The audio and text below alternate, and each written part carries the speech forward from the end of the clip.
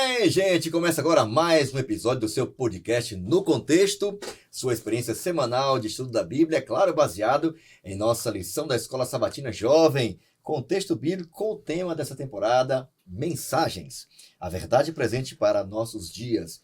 A gente tem aprendido aqui ao longo dessa temporada, estamos já caminhando para o final, temos percebido que Deus tem uma mensagem muito clara, distintiva, forte, um apelo para que todos se voltem para Deus e o reconheçam como o Criador do céu e da terra. A gente tem tido a oportunidade de parar, meditar, estudar, ver os detalhes e perceber que realmente a palavra de Deus, a Bíblia, é o único instrumento capaz de nos mostrar a verdade de Deus. Eu tenho a alegria de poder receber aqui alguns amigos e eu estou muito feliz porque nossos jovens estão muito bem representados aqui, não só os jovens, mas também a liderança da igreja, os anciãos da igreja, sabia? Eu estou com ele é ancião da igreja lá, da igreja do Tucuruvi, é diretor associado do Ministério Jovem, ele também é apaixonado pela Missão Caleb, está aqui já com a sua segunda pele, é músico, gosta de tocar violão, ajuda no Ministério de Louvor, assim, tem pais maravilhosos, é uma inspiração para a gente aqui, de ver jovens como ele. Eu queria apresentar aqui o jovem Henrique. Tudo bom, brother? Bem-vindo aqui ao nosso podcast No Contexto. Tudo bom, pastor? É uma honra estar aqui. Eu agradeço pelo convite, Prazer pela nosso, oportunidade. legal. A pressão é grande, ainda mais porque eu estou aqui com o meu pastor dessa vez. A bucha é grande, mas é ele. O homem da voz veluda. Pai da Carol, do Daniel e do João, pastor William Pedro. Olha aí. Isso aí, que valeu. Fabrício, muito bom estar com vocês aqui. Muito Além de pai da Carol, do Daniel e do João, também sou esposo da Lu. E é uma grande alegria estar aqui com vocês, participando pela primeira vez aqui. E trago um abraço especial aí da igreja do Tucuruvi e também do Espaço Novo Tempo Santana. Dois locais maravilhosos aqui no norte da cidade de São Paulo. Que voz é essa? Dá vontade de ficar só ouvindo. Que isso. Tamo junto. E estamos aqui hoje alegres e felizes também com o nosso querido amigo Pastor Jean, lá do Tatuapé. Olha aí. Maravilha, Pastor Jean. Olá, Tarzan. Isso aí, cara. É muito bom retornar, amigos, estar com vocês aqui, com jovens, com os líderes da igreja, os pastores. Muito bom retornar aqui para conversar com vocês sobre essa lição tão importante, essa lição que fala sobre o Apocalipse, né? Detalhes importantes do Apocalipse. Eu trago também um abraço da minha comunidade, viu, pastor William? Claro. Trago um abraço da minha comunidade de Tatuapé, da comunidade Raízes, que são as duas igrejas que eu trabalho. E também eu quero enviar um abraço para minha família. Minha esposa, conhecida como Mozão, é quem manda em casa. Minha esposa, meus dois filhos, o Lucas e o Vini, e a minha norinha, a Rafaela. Leve esse abraço, sintam-se abraçados onde vocês estiverem também.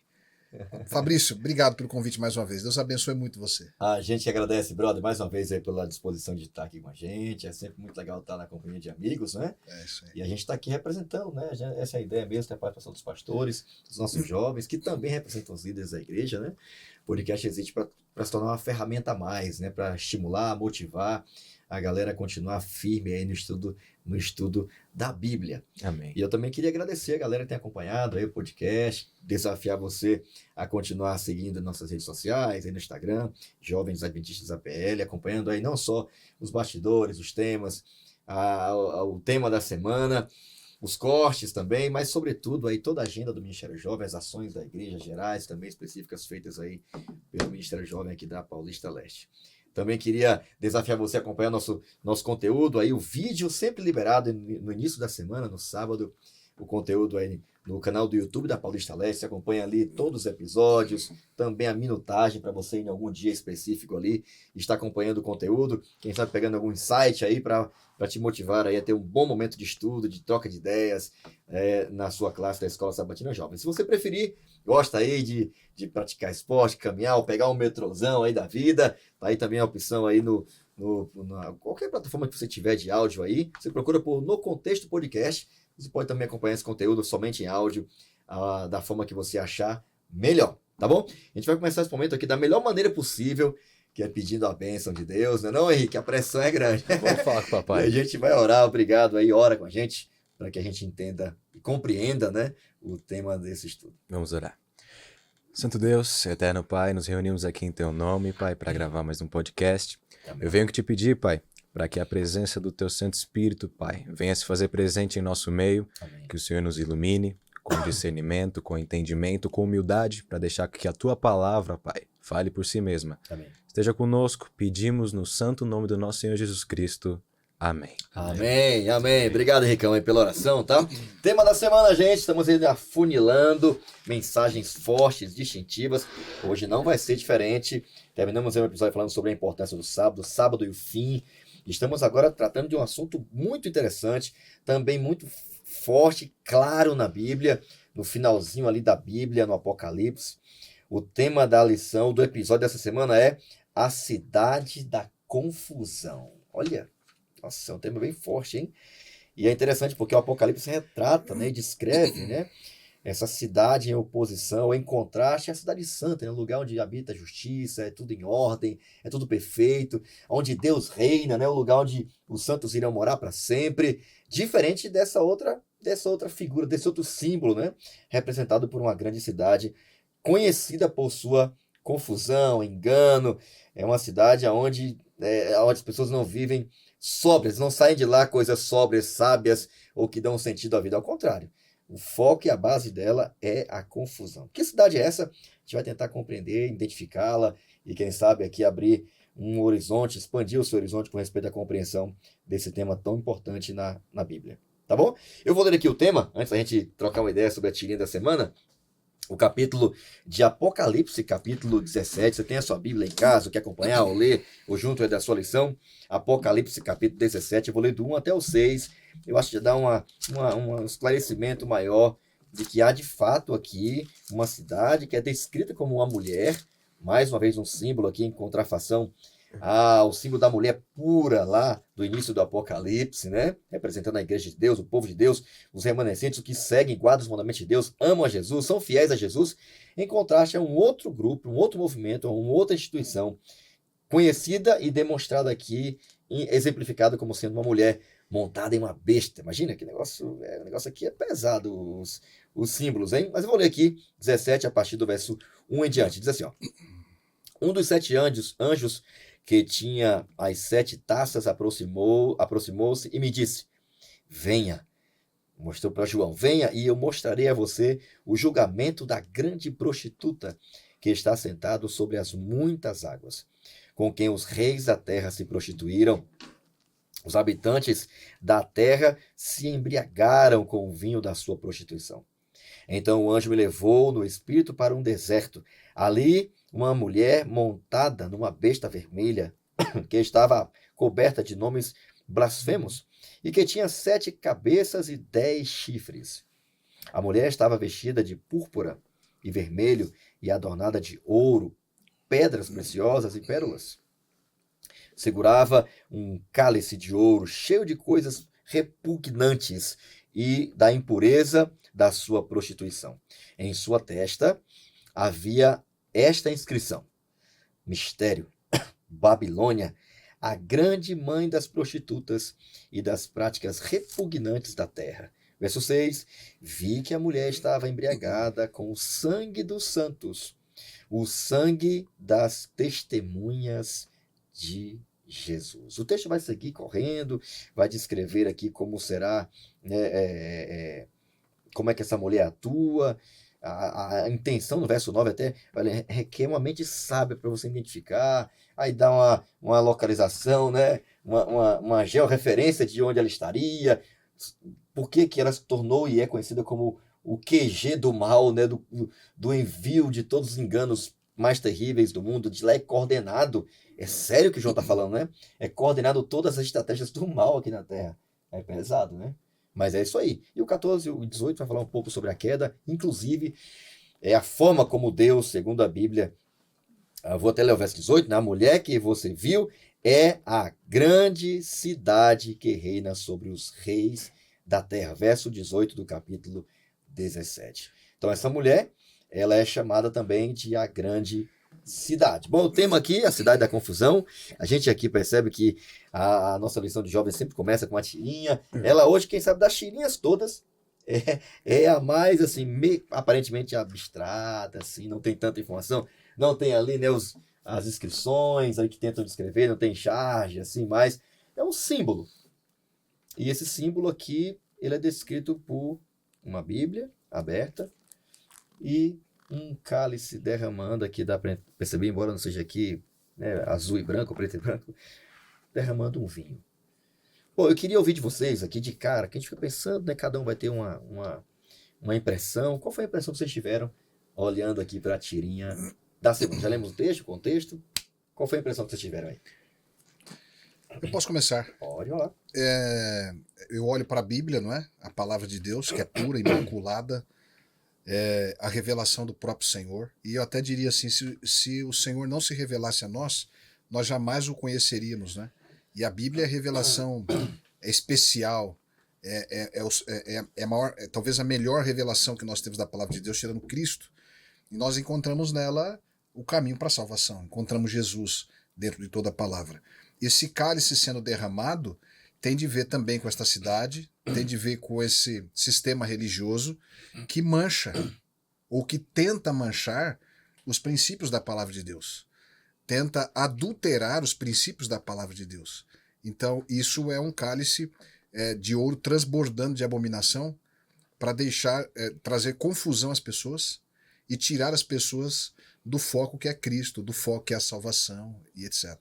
Então isso é o que eu olho, o que enxergo nessa tirinha. O pastor João, ele falou uma palavra aqui importante, manchar.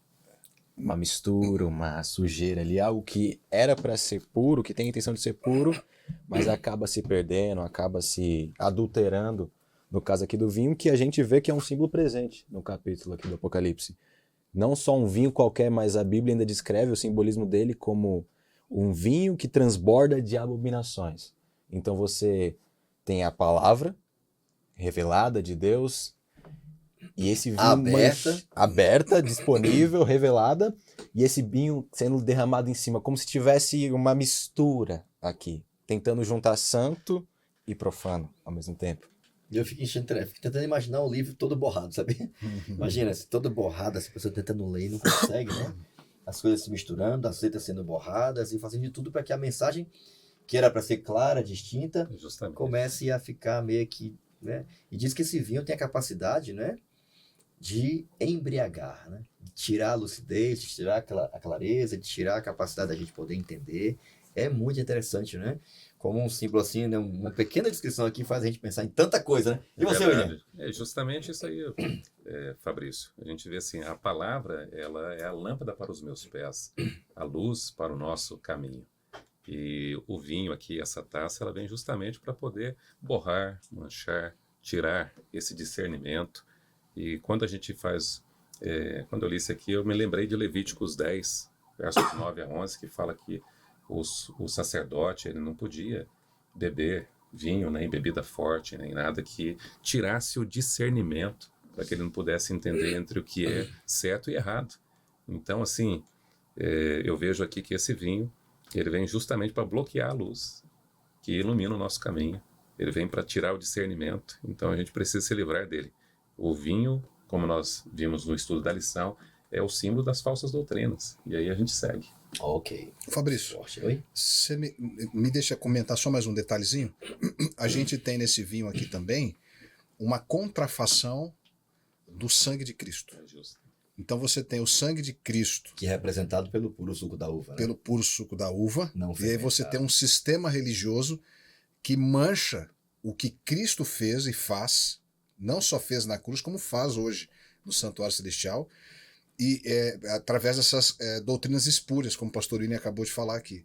Então é uma contrafação. Esse sistema religioso, ele trabalha o tempo todo com contrafação, distorcendo aquilo que é verdadeiro para entregar às pessoas aquilo que é falso. Bom, eu queria até que você nos ajudasse aqui, com a parte do contexto. Contextualizando aqui em geral, né, o contexto geral da semana. A parte do domingo geralmente é para isso, dar uma introdução para a nossa compreensão do tema da semana. E é interessante, né, porque a Bíblia apresenta duas representações, dois símbolos, né? Um representando a igreja, o povo de Deus, e outro representando a igreja em contrafação à igreja verdadeira, né? E uma está sobre o sol e a outra está sobre um animal, né? Escarlata, vermelho, um dragão. Uma está revestida da glória de Deus e outra revestida, né, de uma roupa vermelha, que tem também um significado, né? Enfim, eu queria que você nos ajudasse no contexto da lição dessa semana aí. Tá bem. A primeira coisa que a gente precisa entender é que a gente sempre tem dois caminhos. Então ninguém nunca pode olhar e dizer assim, eu estou em cima do muro. Não tá. Ou a gente está no Não caminho tem neutralidade. Não né? tem neutralidade. Ou a gente está no caminho certo, ou estamos no caminho errado. A Bíblia começa dizendo, e o estudo começa dizendo, das duas mulheres. O Apocalipse, especialmente, né? O Apocalipse. Se detém a isso, né? Exatamente, esses dois caminhos. O Apocalipse começa dizendo com relação às duas mulheres.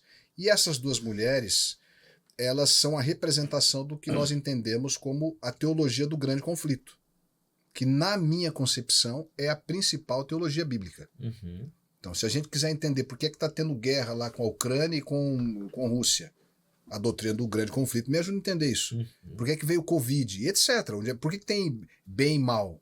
Por que tem múltiplas religiões? A doutrina do grande conflito me ajuda a entender isso aqui. Sim. Então, nesse caso aqui, dentro da doutrina do grande conflito, entre assim, essa guerra, né, entre o bem e o mal, você tem a representação de uma mulher com o sol, né, revestida com o sol, vestida de sol, com a roupa, e você tem uma outra com uma mulher com a roupa escarlate, quer dizer, representação de sangue.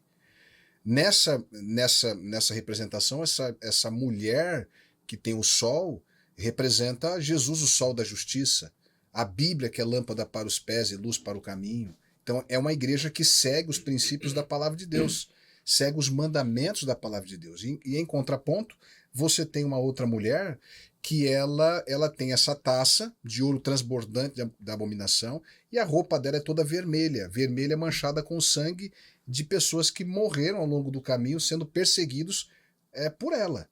Então, de um lado você tem um sistema religioso, uma igreja, um remanescente que é perseguido, do outro lado você tem um sistema religioso que é perseguidor.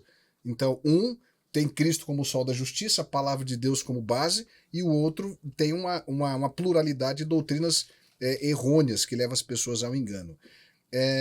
Essa mulher, que é a mulher falsa, ela também é representada aqui por uma prostituta. Então a gente vai ver ao longo do estudo aqui que a prostituta, ou melhor, a mulher na Bíblia, profeticamente representa igreja. E mulher representando igreja profeticamente, você tem a mulher pura, que é aquela que pegou os princípios da palavra de Deus e manteve esses princípios puros, intactos, sobretudo a lei de Deus.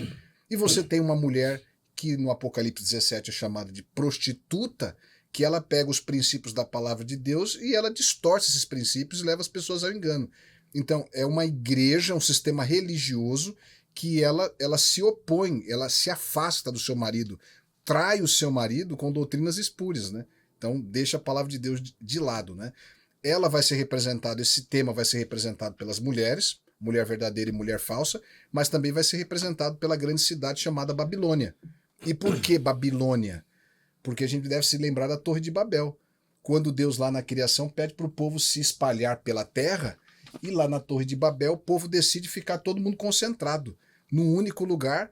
Se eles se espalham pela terra, o nome de Deus seria espalhado e glorificado. Se eles ficassem concentrados no mesmo lugar, o nome deles seria exaltado. Então Deus confunde a língua do povo e a Babel, né, passa a se transformar numa grande confusão. Então essa mulher, representada por essa roupa vermelha, também representada por essa cidade Babilônia, é um sistema de muita confusão religiosa que leva as pessoas ao engano. Então, basicamente, é disso que a gente está falando na lição dessa semana. Ok, a gente até pegou aqui na lição, né? A gente percebeu claramente que essas duas mulheres, a mulher pura, fiel ao seu marido, que é Cristo, em contraste com essa mulher prostituta, que se prostitui com os reis da terra, que leva outras pessoas não só a serem embriagadas, ela toma desse vinho, compartilha com os reis, compartilha com os pequenos, com os grandes, né? E leva as pessoas a viver uma vida não de sobriedade, não de segurança, mas uma vida totalmente estável e confusa. Então, nessa semana a gente vai estudar aqui essas duas mulheres, lá no Apocalipse, aqui no Apocalipse, e aprofundar esse assunto aqui dentro do contexto do grande conflito. Bom, gente, eu quero agora pedir ao Henrique que nos ajude aqui, porque a parte do Compreenda fala de empoeirado, mortal, enganoso. Por que esse pano de fundo é tão importante para a gente compreender e identificar, Henrique, quem é ou qual é essa grande cidade que tem como característica principal a confusão. É interessante que a gente está estudando Apocalipse. O Apocalipse é um livro simbólico que se utiliza de muitas ilustrações que estão presentes no Antigo Testamento. Sim. Então, a lição de segunda-feira, ela tem o intuito de tentar mostrar, elencar algumas características dessa figura que a gente vê no capítulo 17, para a gente poder compreender, para a gente poder decodificar quem seria a Babilônia. E existem alguns pontos que eu gostaria de elencar aqui. O primeiro de tudo, o nome. Por que o nome foi escolhido Babilônia? Que inclusive está relacionado com o título da lição desse dia. Empoeirado, mortal e enganoso. Babilônia, ela vai remeter à própria cidade de Babilônia, que é tão famosa pelo livro de Daniel, pelos livros de Isaías, Jeremias, que querendo ou não, na época de João estava muito presente no inconsciente judaico. Digamos que a relação que Judá teve com Babilônia desde o 7º século antes de Cristo, o cativeiro que a gente teve, o exílio lá, o rei Nabucodonosor, as profecias de Daniel, de certa forma, colocaram no povo judeu um histórico de relação com Babilônia, de tal modo que Babilônia é vista como um povo inimigo, um povo hostil Instrumento de ao povo opressão de e Deus. de perseguição. Exato. A gente vê desde Jeremias, quando ele já estava profetizando, ó, a Babilônia vai vir aí. O próprio Isaías fala para o rei Ezequias, não é? Uma vez que Ezequias recebe eles na sala do trono, ó, vai chegar um dia em que os próprios babilônicos, eles vão vir aqui, vão levar todo mundo cativo, os seus príncipes vão ser feitos eunucos lá na Babilônia. Então, a Babilônia, desde antes de Cristo, vários séculos antes de Cristo, já era vista como um povo hostil, uma nação inimiga do povo de Deus. E não somente isso, a gente vê Babilônia como uma representação de uma tentativa de usurpação do trono de Deus. Por exemplo, as atitudes que a gente vê Nabucodonosor tomando lá no livro de Daniel. Por exemplo, no capítulo 3, quando ele constrói aquela estátua, ordena que todas as nações se curvem diante dela, adorem. Ali ele está se colocando num papel de Deus, está exigindo, impondo uma forma de adoração ali. Inclusive, os comentaristas eles falam no capítulo 1, quando Nabucodonosor ele impõe aquela dieta para Daniel, vocês vão comer isso aqui, o verbo usado ali para determinar só é usado mais uma única vez na Bíblia, que está lá no Gênesis, porque é quando Deus determina as sementes da terra que deveriam dar fruto. Então aqui Daniel ele sabia muito bem disso. Então quando ele usa esse verbo no aramaico, no hebraico, ele sabia muito bem que ali Nabucodonosor ele estava querendo se colocar no lugar de Deus. Então Babilônia ela tem esse símbolo, por isso que é usado aqui. Empoeirado, mortal e enganoso, é porque na época de João, Babilônia já era uma cidade devastada, uma cidade fantasma, já que inclusive é profecia de Deus. Deus já tinha profetizado. Ela seria morada dos chacais, né? Exatamente. Nunca mais se requeria, né? E o mais interessante aqui... E não era imortal, né? Não, inclusive... Lugar de morte e Boa. destruição, né? Inclusive, a gente vê aqui que é uma figura de uma meretriz. E esse símbolo, ele tem um grande significado na Bíblia. Desde o Antigo Testamento, a gente sempre vai ver uma espécie de um simbolismo colocando Deus, o relacionamento entre Deus e o seu povo, muito semelhante ao homem e à mulher dentro de um casal. A gente vê, por exemplo, que Paulo vai comparar isso lá no capítulo 5 de Efésios, né? Amai as vossas mulheres como Cristo amou a sua igreja e se entregou por ela. Desde sempre a gente vê lá, por exemplo, no livro do profeta Oséias, é o seguinte: Deus, por exemplo, ama a sua mulher, mas quando ela se afasta dele, quando o povo de Deus se afastava de Deus, ele comparava como se ela estivesse se prostituindo com outros deuses, com outras nações. Então esse símbolo da prostituição, ele é visto muitas vezes no Antigo Testamento de duas formas. Tanto uma prostituição religiosa, quando o povo de Judá, o povo de Deus, começava a se envolver com idolatria, tanto política, quando talvez em alguma guerra, numa situação complicada, eles iam buscar reforços, iam buscar auxílio. Por exemplo, Ezequiel 23. Tem uma passagem lá, no livro de Ezequiel, no capítulo 23. Bom, você está aí compartilhando pra gente aí de que o pano de fundo que João tinha era essa cidade, né? Que era símbolo de oposição a Deus, de engano, né? Uma cidade que, embora parecesse indestrutível, mas ela foi destruída. Hoje não passa de poeira. Foi encontrado, interessante, né? Porque alguns, Babilônia não existiu. Hoje muitos artefatos arqueológicos fazem parte, né, dos museus do mundo aí foram extraídos da antiga Babilônia, né? Exato. Tem até portal inteiro intacto, retirado e descavado, né? Tijolos, né? Museu Britânico. Hoje não passam de um lugar de poeira e destruição, né? Exatamente. Então, a gente vê, por exemplo, lá no capítulo 23 de Ezequiel, no versículo... Eu vou ler do versículo 6, o 6 e o 7. Vou começar do 5, do versículo 5 até o 7. Aqui Deus está usando todo um simbolismo, uma linguagem, falando de duas irmãs, duas meretrizes, mas aqui, basicamente, ele está falando de Judá e de Israel, o povo do sul e o povo do norte. E ele vai começar assim, versículo 5. Prostituiu-se Ola quando era minha. Inflamou-se pelos seus amantes, pelos assírios, seus vizinhos que se vestiam de azul, governadores e sátrapas, todos jovens de cobiçar, cavaleiros montados a cavalo. Aqui a gente já vê a primeira forma de prostituição. Indo atrás de governantes, indo atrás de guerreiros para conseguir um auxílio político, um auxílio militar. Versículo 7 ele vai continuar dizendo assim, ó. Assim cometeu ela as suas devassidões, uma palavra que está lá no Apocalipse 17, com eles que eram todos a fina flor dos filhos da Assíria, e com todos aqueles pelos quais se inflamava, com todos os seus ídolos se contaminou. Então a gente vê aqui a prostituição dessa forma. É quando o povo de Deus começava a se misturar com as nações ao redor, com as religiões ao redor. Isso me faz lembrar da ordem de Deus, quando o povo passa a tomar a terra, na época de Josué, na época de Moisés. Porque a ordem de Deus era clara ali.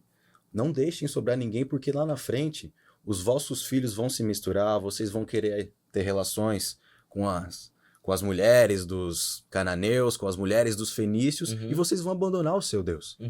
Então Deus deu a ordem muito clara porque ele sabia o que iria acontecer. No fim das contas, muitos sobraram, muitos cananeus, muitos fenícios, e foi o que Deus disse. O povo de Deus começou a estabelecer relações com essas outras nações. A gente vê o caso, por exemplo, mais claro de todos, de Salomão.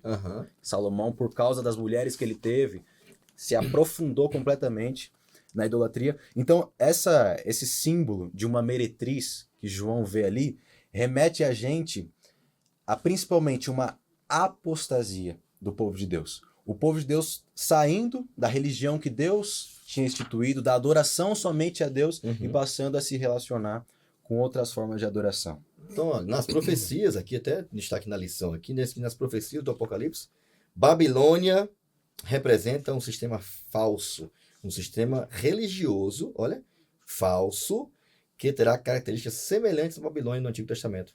Um lugar de extrema depravação moral. Então é interessante, né? Como o João usa todo esse panorama que você descreveu, ele compara essa Babilônia espiritual, o pano de fundo dele é essa Babilônia que existiu no passado, aquele império, aquela cidade. E é interessante, né? Porque eles têm características, muito como você mencionou, como confusão, né? Sincretismo religioso, a falsidade, a tentativa de assumir e pedir adoração para ela, tirando a adoração de Deus, né? E é interessante, né? Porque tudo isso é uma forma de João tentar descrever. Olha, existe hoje, em nossos dias, um sistema parecido com Babilônia, que tem o mesmo objetivo, as mesmas características de tentar usurpar ou tomar o lugar de Deus. Essa Babilônia moderna e espiritual é a Babilônia que João está se referindo aqui. Essa cidade, né? Que é o berço de todo engano e confusão religiosa no mundo todo. Bom, eu queria agora caminhar aqui para a próxima parte, porque essa parte aqui a gente vai estar identificando quem é Babilônia. Então aqui a gente não vai só ter um pano de fundo e tal, etc. Inclusive, um dos convites de Deus em Apocalipse capítulo 18, verso 4, é que as pessoas fiéis e sinceros saiam desse sistema. E esse sistema foi e vai ser usado pelo diabo no final de tudo, pelo dragão, já está na Bíblia isso aí, para ser um instrumento, uma estrutura utilizada, religiosa inclusive, para poder fazer com que as pessoas não sejam alcançadas pela verdade de Deus. Afinal, pastor William, quem é Babilônia, descrito aqui por João? E aí? Quem é Babilônia? Quem é essa Babilônia aí, pastor Fabrício? A gente precisa entender que a Torre de Babel, ela só surgiu por causa do pecado original que surgiu no céu, que é o orgulho e a vaidade. Aquilo que surgiu no coração de Lúcifer, no céu, orgulho e vaidade é o que se deu também na Torre de Babel.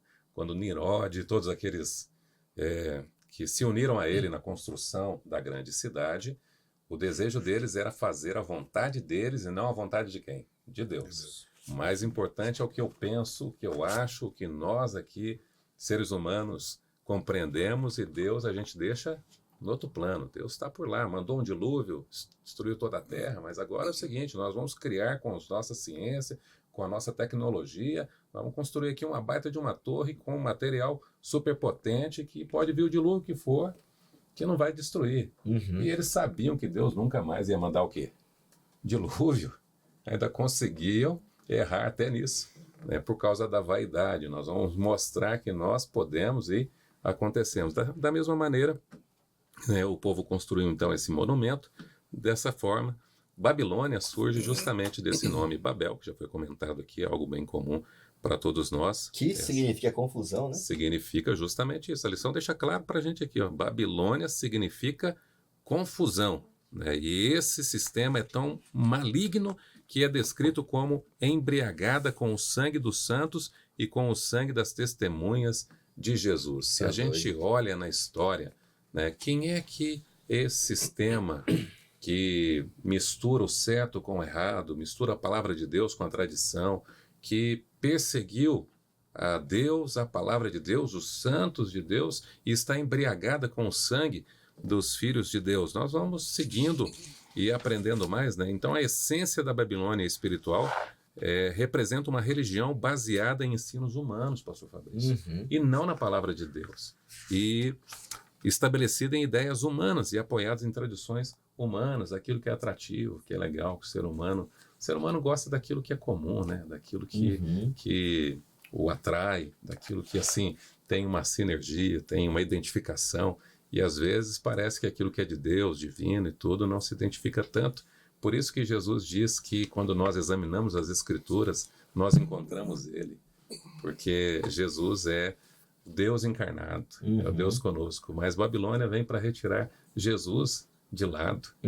A figura de Jesus, aqui nós vemos a lição, ela dá uma atenção especial, que uma das características e trabalho infeliz de Babilônia, além de matar o povo de Deus, foi da idolatria, de quebrar o primeiro e o segundo mandamento de Deus, que diz: não terás outro Deus diante de mim, não farás para ti imagem de escultura. E aqui a lição diz assim, que a questão da idolatria de Babilônia espiritual, apesar de ser mais profunda do que apenas se curvar diante de estátuas de madeira e de pedra, é esta instituição, é esta cidade, é esse poder político e religioso que estabeleceu a quebra do mandamento de Deus, deixando Deus de lado, estabelecendo adoração de homens, adoração de imagens, e por volta ali do quarto século, nós já tínhamos dentro da igreja de Deus a confusão armada. Primeiro século, a igreja pura, a igreja de Deus, a igreja apostólica. Depois, segundo, terceiro século, a igreja perseguida e tudo, mas já do terceiro para o quarto século nós já tínhamos a igreja que já tinha dado o braço ao sistema político. Doutrina de Balaão. Deu atenção à doutrina de Balaão. Eles tinham ali também os nicolaítas, que é a ideia de que uma vez salvo, salvo para sempre, não importa o caminho que você escolher, tudo vai dar certo, e deixando Deus de lado, colocando um sistema de religião, de adoração no lugar de Cristo. Não há outro intercessor entre Deus e o homem, pastor Fabrício. O único intercessor entre Deus e o homem é Cristo Jesus, o homem. A partir do momento em que Babilônia começou a utilizar das formas de paganismo, de utilizar seres humanos porque eles tinham dons especiais ou posições especiais, a partir do momento que a igreja passou de olhar Pedro como um apóstolo e passou a olhar Pedro como uma divindade, como alguém que fazia milagres, respondia a orações, a partir do momento que o representante de Deus, né? E a partir do momento que a igreja passou a ver Maria, né, como alguém superior àquela que a palavra de Deus diz: você é agraciada, você é bendita entre as mulheres. Não há mulher tão agraciada quanto você, porque você carregou o Filho de Deus, o próprio Deus no seu ventre. Mas a partir do momento que a Babilônia começou a misturar as coisas e dizer assim, ó, pede à mãe que o filho responde, né? Dirigir as orações a Pedro, aos apóstolos, a Maria, e ainda, acima de tudo, eles já mortos, fizeram estátuas, fizeram relicários deles da maneira, assim, de fazer com que tivesse presente. E atribuir milagres a Atribui eles. milagres, atribui poder, atribui resposta àquilo que a palavra de Deus diz. Os mortos nada sabem, não têm parte alguma no que se faz embaixo do céu. E tiraram então Jesus de lado. Por isso, Babilônia é de fato aí a grande confusão. E a partir do momento que o Apocalipse nos revela quem é Babilônia, nós temos os nossos olhos abertos. É isso aí. Você jovem que está aí assistindo, estudando a lição, você tem que aproveitar essa lição, é a verdade presente. Você vai ver que aqui nós estamos estudando hoje o capítulo 17, nós estamos apenas dando uma pincelada. A lição já de início já falou assim, ó, busque tudo que você puder de comentário, de informação. Esse é um dos capítulos mais difíceis que tem de se interpretar, mas especialmente de se falar, porque é a verdade presente. Você lembra da verdade presente na época de Noé? Se entregue a Deus porque vai chover. Parem com os seus pecados.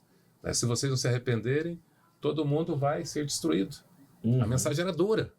Você tem a verdade presente no período ali de Moisés, chamando o povo para sair do Egito. Olha, se vocês vierem com a gente, Deus vai estar conosco. Faraó, liberta o meu povo. Faraó, vou perder os meus escravos, vou perder minha mão de obra. Vem esse Moisés tirado, um judeu aqui, um hebreu tirado do rio, já diz o seu nome, e ele quer agora me dar ordens e falar que o Deus dele, eu nem conheço o seu Deus, quem é o seu Deus? Aí ele responde diz assim, o eu sou, eu sei lá quem que esse eu sou, aí, e tudo, e 10 pragas foram necessárias ali. A mensagem dura, mesmo assim o povo ainda titubeava entre servir a Deus né, e não servir ao Senhor. Então, quando nós vamos até a palavra de Deus e compreendemos quem é Babilônia, Deus nos liberta da confusão, pastor Fabrício, e ele nos conduz no caminho da luz. Por isso que é tão importante, né, a gente identificar quem é Babilônia, né? O Apocalipse se detém a descrever 2 sistemas, né, religiosos, 2 opostos, literalmente opostos. O primeiro, fiel a Jesus, dependente de Jesus, confiante, baseado em sua palavra. O segundo, revela confiança na autoridade humana e dependência de líderes religiosos humanos, né? E vivem seguindo e servindo cegamente a eles. Justamente. E é interessante, né? Aí você vê, pastor Fabrício, nesse processo, nós estamos vivendo no século XXI. Sua fé está baseada na palavra de Deus ou sua fé está baseada nas filosofias, no conhecimento humano, nas ideologias aí hoje das faculdades, dos filósofos, dos grandes homens aqui? Aqui diz assim, ó, uma fé centrada em Cristo é construída na total dependência da graça. E se a gente ler Tito 2, verso 11, a graça de Deus se manifestou salvadora a todos os homens. E o verso 12 diz assim, Fabrício, que a graça, ela não me deixa do jeito que eu estou. Cara, eu posso dizer para você assim, Deus ama você do jeito que você é, mas ele se recusa a deixar você do jeito que você está. Deus deseja que a gente seja simplesmente como Jesus. E aí diz assim, que a expiação de Cristo para a salvação nos transforma. O verso 12 de Tito 2 diz assim, educando-nos, para que renegadas as paixões mundanas, nós possamos andar neste mundo de 3 maneiras, na verdade 4, né? De maneira pia, sensata, e reverente, santa diante de Deus. E o verso 13 diz assim, aguardando a bendita esperança da volta do nosso grande Deus e Salvador, Jesus Cristo. Então perceba que esse sistema existe para enganar. Tudo isso que você falou aqui, só que é o contrário, né? E o pior de tudo, né? Sem viver uma vida preparada todo dia para a volta de Jesus. E quanto a gente vive enganada. Eu também não conhecia a Bíblia, até conhecer a Bíblia, meus olhos realmente se abriram. E você, quem que é? Existe um sistema, só existe um sistema religioso, político religioso, na Terra, que detém todas essas características, né? E o sistema apostólico romano é o único que se encaixa na profecia bíblica. A gente está na lição 9, a gente está na lição 9 aí, a 10 vem para verdade, é muito forte, mas ao mesmo tempo, a gente entende que Deus ele identifica um sistema. e convida pessoas sinceras que amam a Jesus, confiam em Jesus e querem seguir sua palavra a saírem desse sistema. É muito forte isso, né? Eu queria até pedir a vocês aqui, a palavra-chave da semana é justamente a palavra que abriu a tema, né? Confusão. Eu queria agora, rapidamente, que o tempo está correndo, qual foi o texto que vocês escolheram, citar o texto rapidamente, qual é a palavra que vocês queriam agregar aqui à nossa rede semântica, para nos fazer compreender aqui por que essa confusão é tão danosa para a nossa compreensão da verdade do tempo que estamos vivendo. Queria começar aqui com o pastor Jean, tá aí? Aliás, Jean, é isso mesmo. Olha lá, qual que é o texto, qual é a palavra que você queria colocar aqui na rede semântica? Ok, o texto que eu escolhi foi Mateus 16, 18. E diz assim: também eu te digo que tu és Pedro, e sobre esta pedra edificarei a minha igreja, e as portas do inferno não prevalecerão contra ela. A palavra que eu escolhi aqui é alicerce e é rocha. Na verdade, peguei duas, alicerce e rocha. No sistema religioso, o alicerce da igreja é Pedro. Só que quando você olha o texto, a construção do texto, Pedro é Petros. E quando o senhor fala assim, sobre esta pedra é Petra. Então, Petros é uma pedra, é um pedaço de pedra de uma rocha. E Petra é a própria rocha. Então, Deus está falando com Pedro assim, Jesus está falando com Pedro o seguinte: olha, você é pedra, é um pedaço de pedra. E eu sou a rocha. Sobre essa rocha, eu edificarei a minha igreja. Então, Cristo é o alicerce dessa igreja, da igreja verdadeira, né? Ele é a sua palavra. Ok. Então, em contrário de confusão, segurança, né? A rocha que é Cristo. Agora eu queria pedir aqui o Henrique, qual que é o teu texto e a palavra que você queria colocar pra gente aqui também? Lá em Jeremias capítulo 50, no verso 34, diz assim, ó: mas o seu Redentor é forte, Senhor dos exércitos é o seu nome. Certamente pleiteará a causa deles para aquietar a terra e inquietar os moradores de Babilônia.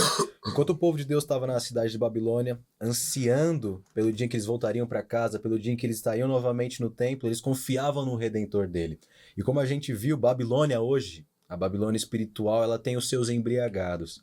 E é um grande bálsamo saber que nós temos o nosso Redentor que há de iluminar a mente daqueles que estão embriagados, daqueles que estão com a mente enuviada por causa do vinho da Babilônia. E a palavra que eu escolhi, que combina com confusão, é desordem, falta de organização, falta de consenso.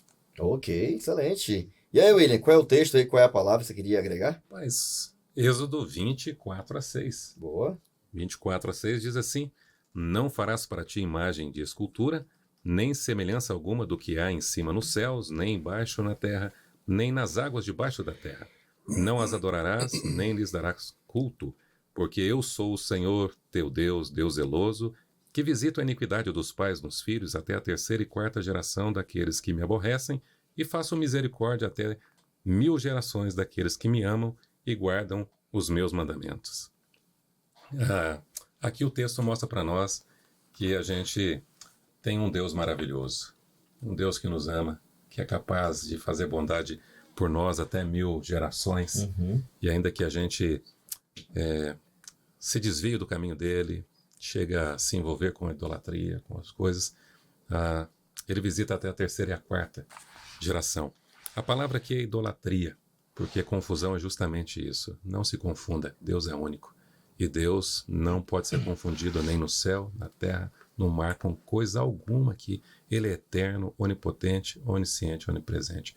Idolatria é a palavra. E único, né? Não dá para ser comparado com nada, né? E a orientação é muito clara. Não me compare com nada nem em cima do céu, nem embaixo da terra, porque nada é comparado a mim, né? Isso aí não é interessante, né? nome. Porque a confusão, especialmente por esse sistema religioso, pregado, ensinado, envolve especialmente a questão da idolatria, né? Dessa tentativa de tirar a gente da rocha que é Cristo e colocar a gente sobre fundamentos que são passageiros, né? Sobre homens, sobre ensinamentos e crendices, né? E tradições humanas que passam, né? A palavra de Deus não. Jesus é eterno como a rocha que não muda, né? Que traz ordem no sentido da nossa vida, diferente de tudo aquilo que pode levar essa confusão, essa embriaguez causada e ensinada por esse sistema religioso, né? Nesses últimos dias em especial. E voltará. Alguém pode estar pensando, pastor, mas essa perseguição, essa sangue dos santos, aí foi na Idade Média, já passou, isso aí não... Tudo bem, até ok, houve e tal, mas agora não, tá diferente, agora é outra pegada. A Bíblia ensina diferente. A Bíblia ensina que haverá um momento em que, mais uma vez, as uniões entre poder religioso e civil irão acontecer E, mais uma vez, as fogueiras do passado serão aquecidas de novo, para que muita gente seja impedida. Como o engano não foi suficiente, agora vamos usar a força, a violência, como foi em outros momentos da história, e a gente está caminhando para essa realidade. Eu queria até pedir ao pastor Jean, caminhando já para o final aqui, Deus tem um chamado, ele nos chama a um compromisso, né? Diferente de Babilônia, que faz tudo para embriagar, para enganar, para fazer concessões, né? Para causar confusão. Ao contrário disso, Deus nos chama a um compromisso. É isso mesmo? É isso mesmo. E quando eu penso em compromisso aqui, eu penso na primeiro Babilônia histórica, lá na época de Nabucodonosor, que ele, imperador, ele ditava as regras para as pessoas. E essas regras têm de ver com as questões civis, mas também tem de ver com as questões religiosas. Então, quando o Estado se une à igreja, é sempre um malefício. Quando igreja e Estado estão unidas, é sempre um malefício. Naquela época, o Estado estava determinando o que as pessoas deveriam fazer. E a lição trouxe aqui o capítulo 3 de Daniel, por exemplo, que é quando os meninos, ou quando todo o povo que morava lá na época, foi obrigado a se prostrar diante de uma imagem de escultura feita pelo rei Nabucodonosor, pelo imperador Nabucodonosor. E aqueles meninos tiveram que tomar uma decisão. Ou eles se prostravam como todos, ou eles ficavam em pé em adoração a Deus. Porque o foco da questão é adoração. E os meninos resolveram ficar em pé sob pena de serem jogados na fornalha de fogo ardente. Foram jogados na fornalha de fogo ardente. Jesus saiu do céu, entrou na fornalha, os protegeu e os livrou. Aleluia. Então, qual é o compromisso que nós temos hoje? É o mesmo. Daqui a pouco, igreja e Estado se unirão. E farão uma imagem à besta, que agora está meio ferida, já foi curada, mas tá com força, né? Tá criando força. E o centro disso aqui é a adoração. E o mandamento da lei de Deus, cujo foco é a adoração, é o quarto mandamento, que é o sábado. Lembra-te do dia do sábado para o santificar, etc. e tal, porque o Senhor é o Criador dos céus e da terra. Quando o Estado começa nos Estados Unidos, depois vai se espalhar para o mundo todo.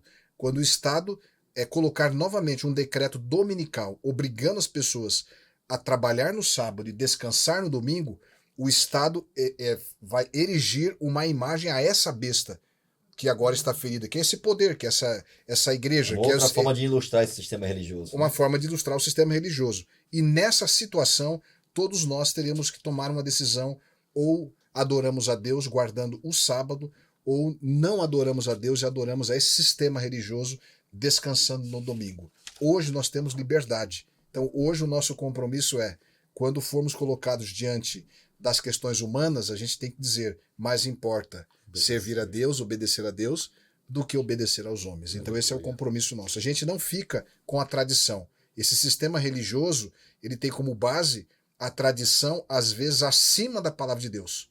E nós não ficamos com a tradição humana, nós ficamos com a palavra de Deus. Interessante, né? A lição menciona, né, que ao longo dos séculos, né, os papas romanos declararam que ocupam o lugar de Deus na Terra, né? Como é resumido na encíclica, né, na encíclica de 20 de junho de 1894. A declaração é muito forte, mas está aqui, está escrito, né? É documento. O Papa é tão grande dignidade e tão exaltado que não é um mero homem, mas como se fosse Deus e o vigário de Deus aqui na Terra. Muito forte, hein? Mas como Nabucodonosor fez de tudo para forçar as pessoas a adorá-lo, vai ter um momento na história, hein, onde haverá essa união, essa fusão entre Estado e religião, onde pessoas serão obrigadas a tomarem uma decisão. E será criado, sim, como você mencionou, não, uma outra forma, um outro dia, uma outra marca para que as pessoas tomem a decisão se vão adorar a Deus, o Criador de tudo, ou vão submeter por opressão, né, inclusive impedindo de comprar e vender, para que as pessoas tomem uma decisão forçada, né, para adorar ou para seguir ou se prostrar diante desse sistema que é totalmente contrário à palavra de Deus. Eu queria até caminhar aqui para o final, e Deus está chamando a gente a quê? Igual os amigos Daniel. Está chamando um monte de jovem aqui, nesse podcast, a permanecer de pé e adorar somente a Deus. Não desistir. Por isso que guardar o sábado hoje é justamente uma grande oportunidade de você definir de que lado você quer estar. Guardar o sábado é uma forma de dizer claramente: eu acredito no Criador e só adoro somente o Criador, meu Salvador, meu Redentor, e nunca me prostrarei diante de nenhum outro Deus, nenhum outro homem, nenhum outro sistema, Por mais que ele seja popular, grande e que oprima, não vou me prostrar. Que chamado, hein?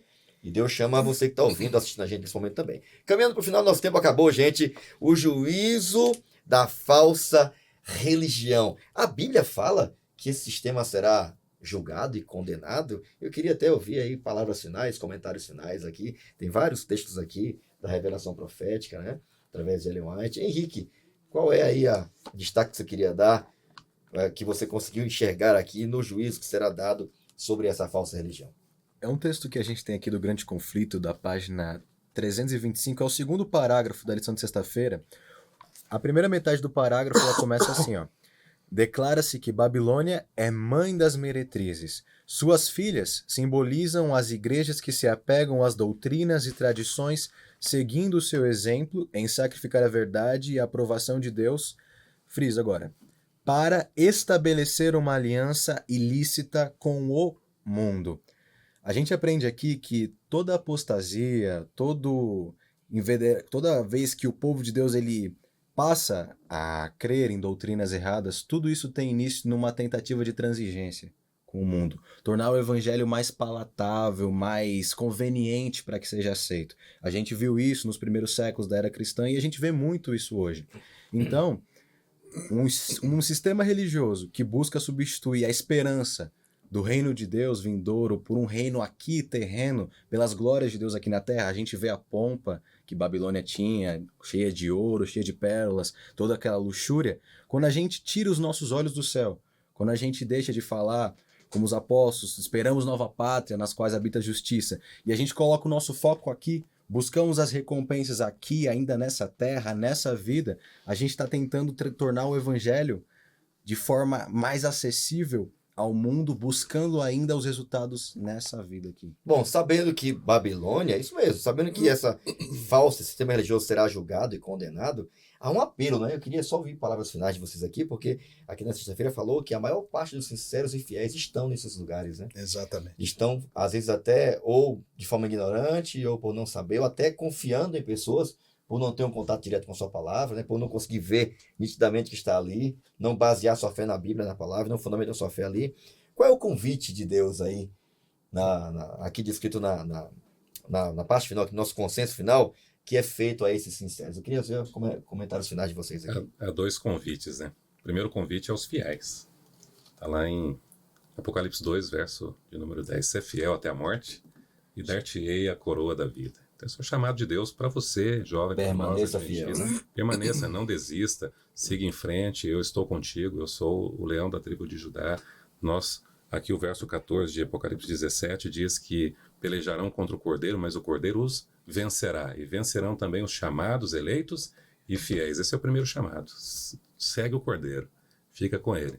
E o segundo chamado, Apocalipse 18, verso 4, eu vou deixar aqui o pastor Jean terminar aí, senão eu fecho aqui. Segue junto aí, Jean. O chamado é simples nesse caso. Sai dela, povo meu. Isso quer dizer que Deus tem um povo que você consegue enxergar que já saiu e tem um povo que ainda está lá.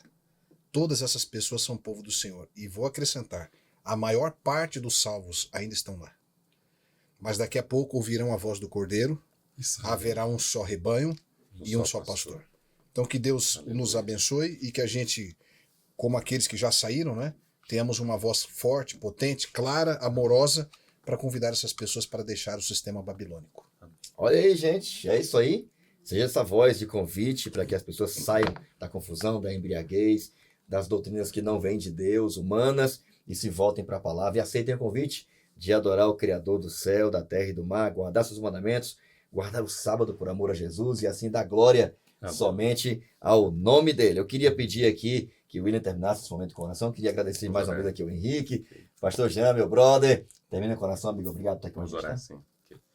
Bondoso Deus, obrigado, Senhor, pela oportunidade de servi-lo. Como é bom fazer parte, Senhor Deus, do teu povo. E melhor ainda, Senhor Jesus, é poder ter o contato com a tua palavra. Amém. Poder ter essa lição no contexto, ter ela para poder estudar na nossa casa, também ouvir esse podcast. o Senhor continue abençoando todos que estão na organização desse projeto, em especial toda a nossa juventude, Senhor Deus, aqui de São Paulo, de fora do Brasil, aqueles que nos acompanham aqui, que sejam edificados e, como diz a Tua palavra, ser fiel até a morte. Nós queremos ser e nunca desistir, porque Tu és o nosso pastor e nada nos faltará. Amém. Em nome de Jesus. Amém. Amém. Obrigado, amigos. E obrigado a você também aí que tem acompanhado, ouvido, assistindo esse podcast. Esperamos que você tome uma decisão ao lado da verdade. E se por alguma razão tem ouvido alguma palavra que foi tocada, tocou no seu coração, não tenha dúvida, saia da confusão e aceite a verdade que está em Jesus. Que você que está aqui conhece a verdade, não tenha dúvida, saiba que há muita gente sincera que ainda não tomou essa decisão porque ainda não ouviu a verdade distintiva da palavra de Deus para esse tempo. Que Deus te abençoe como mensageiro para esse tempo, para ser a voz de Deus falando em alto e bom som das verdades que o Senhor tem para os nossos dias. Que Deus abençoe muito você. Te esperamos aí no nosso próximo episódio do seu podcast No Contexto. Até lá!